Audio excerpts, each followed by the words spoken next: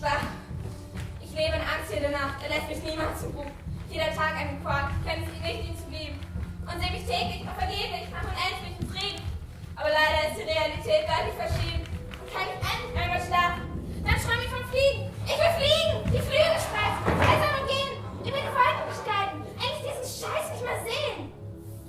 Und eines Tages sitze ich da mit einem Blatt und versuche panisch all die Tragik meiner Tage zu verfassen.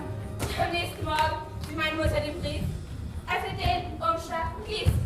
Liebe Mama, wenn du das liest, bin ich nicht vergeben. Du sollst wissen, dass ich dich liebe, doch ich träume vom Fliegen. Mach dir keine Sorgen auch, weil du mich nicht verstehen kannst. Und keine Angst, ich fliege nur so weit weg, dass ich dich noch sehen kann. Weil bin ich glücklich, in einer neuen Welt gibt es keine Gewalt. Kennt sie dich aus und sei still. Und in meiner Welt kann jedes Mädchen fliegen, wenn es will. Darunter stand, lebe wohl, Mama, ich werde auf dich warten. Das Ganze unterschrieben mit meinem Namen. Meine Mutter weinte, wusste, es wird eben irgendwann mal passieren. Deshalb wird hier war, weil ich von den vielen Tränen galoppieren.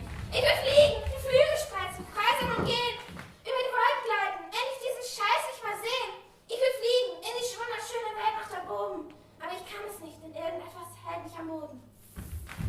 Ich sitze auf dem Dach des Hauses und schaue in die Nacht nach draußen. Nur noch 20 Stockwerke, bis all diese Last ein Aus ist. Ich schließe die Augen, streck die Arme.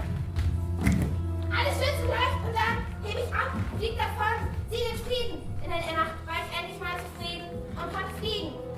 Und in der Luft verlor ich all die Last und Angst. Und dann ist es still, kein Schreien und keine Sirenen. Nur am nächsten Morgen liest man von irgend so einem Mädchen. Das Mädchen musste aufgeben, weil sie einfach keinen Ausweg mehr wusste. Nur weil man sie in ihren eigenen Trainer ertränkt hat.